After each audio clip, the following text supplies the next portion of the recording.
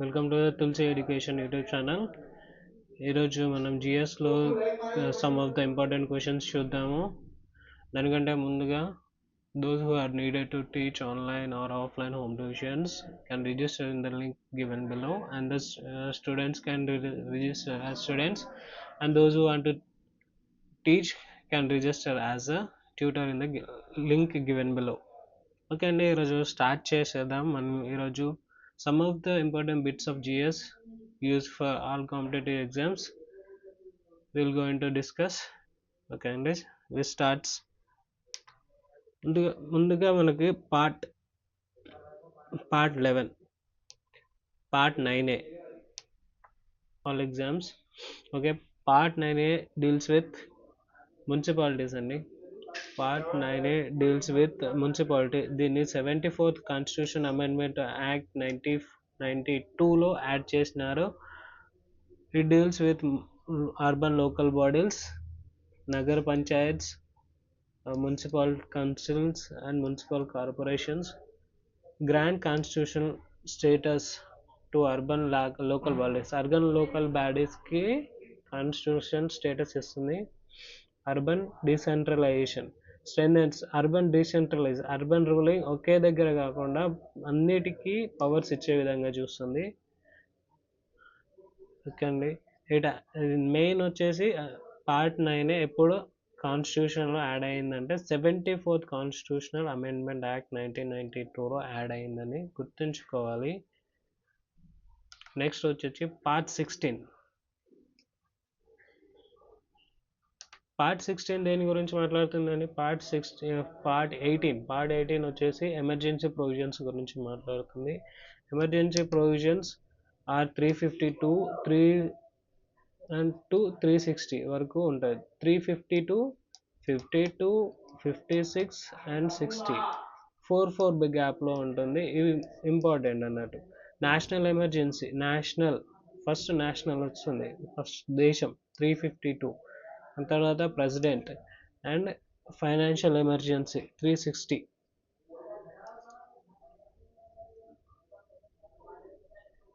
Are the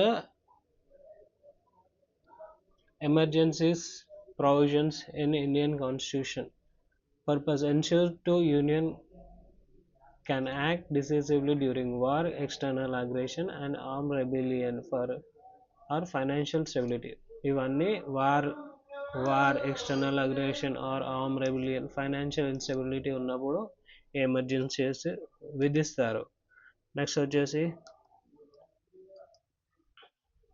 part 20 of the Indian Constitution deals with amendment of the Constitution. Amendment అంటే changes in constitution. తీసేయడం కానీ ఒక లాని అమెండ్మెంట్ని పెట్టడం కానీ తీసేయడం కానీ దీంట్లో జరుగుతుంది.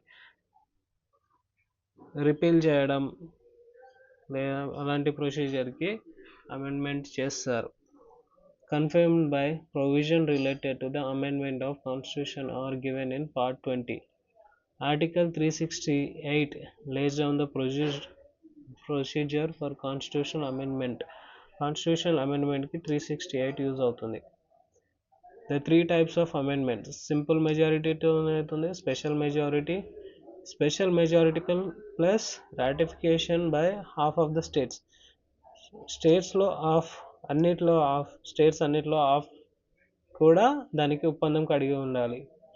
Use to change like fundamental rights, DPSPs, directive principle of state policies and federal స్ట్రక్చర్ని కూడా అమెండ్మెంట్ చేయొచ్చు. పార్ట్ 20 ఇంకా ఏముంటుందండి? స్పెషల్ మెజారిటీ, పార్ట్స్, డిఫ్లెక్ట్స్ ఇవన్నీ. ఓకే, నెక్స్ట్ వచ్చేసి next question about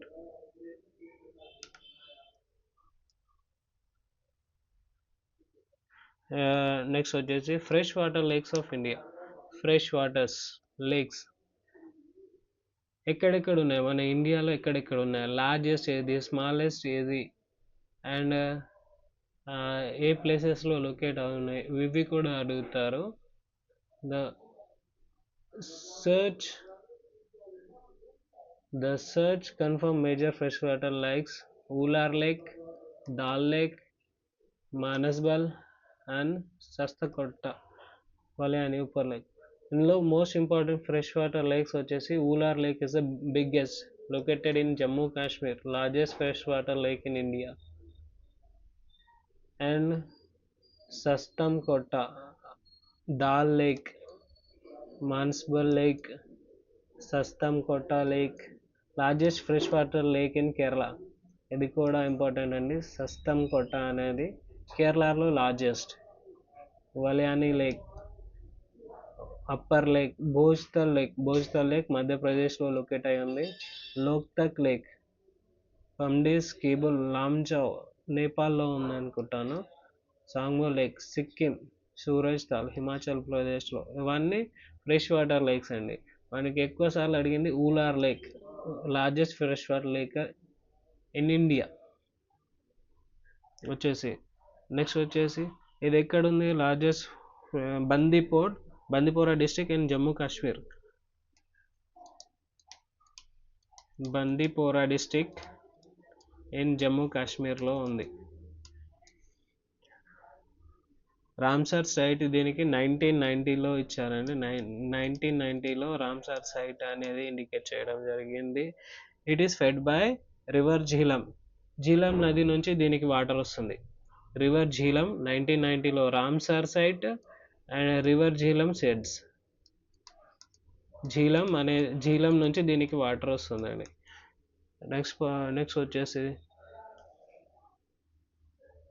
next question వచ్చేసి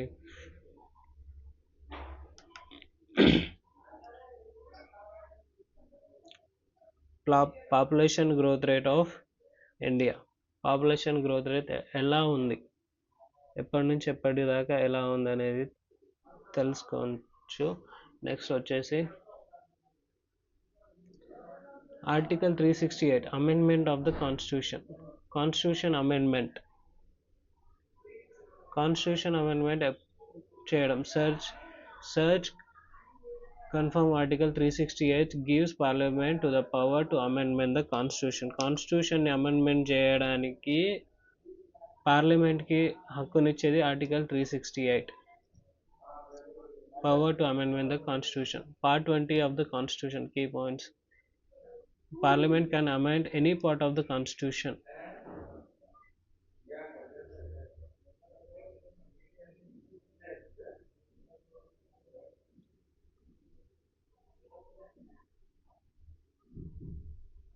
అమెండ్మెంట్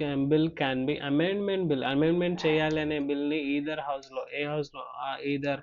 రాజ్యసభ ఆర్ లోక్సభ దేంట్లోనైనా ఇంట్రడ్యూస్ చేయవచ్చు. ఏ బిల్ అయినా. Special majority is required 2/3 plus voting majority of total membership. Special majority అనేది కావాలి అమెండ్మెంట్ చేయాలంటే 2/3 and plus ratification by half of the state అన్నిట్లో సగం స్టేట్స్ అన్ని రాటిఫికేషన్ చేయాలి, అంటే అసెంట్ ఇవ్వాలి, అంటే చేయాలి ఓకే అన్నట్టు కూడా చెప్పాలి. అప్పుడే మనం అమెండ్మెంట్ చేయగలం. Basic structure doctrine limits the power. Basic structure అన్ని ఎప్పుడు మనం చేయవద్దు, దాన్ని అమెండ్మెంట్ చేయనీకి లేదు. బేసిక్ స్ట్రక్చర్ని హాని కలగకుండా చేయాలి. ప్రొటెక్ట్ ద బేసిక్ స్ట్రక్చర్ని టచ్ చేయొద్దు.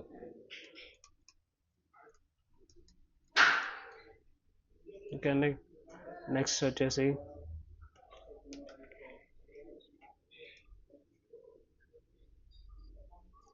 జ్యుడిషియల్ రివ్యూ ఎందుకు చేస్తారంటే ఒక అమెండ్మెంట్ లేదంటే ఏదైనా చేసేటప్పుడు అది కాన్స్టిట్యూషన్కి ఒబే అయి ఉందా లేదా, కాన్స్టిట్యూషన్ ప్రకారం ఉందా లేదా అని చెప్పడానికి జ్యుడిషియల్ రివ్యూ చేస్తారు. search confirm judicial review in power of courts to examine constitutionality of the laws and actions. Power of Supreme Courts and High Courts ensure supremacy and fundamental rights. Article 13 law inconsistent with fundamental rights are void. Fundamental రైట్స్కి ఏదైనా భంగం కలిగిస్తే అది దాన్ని చేస్తుంది. Article 32 SC writs, supreme court writs అంట. దీన్ని అంబేద్కర్ గారు ఒక పేరుతో చెప్పారు. అదేంటి? ఆర్టికల్ 226 హెచ్సివ్ రిట్స్, హైకోర్టుకి రిట్స్ ఇస్తుంది. ఆర్టికల్ 138, 137, 148 సుప్రీంకోర్టుకి పవర్స్ ఇస్తుంది.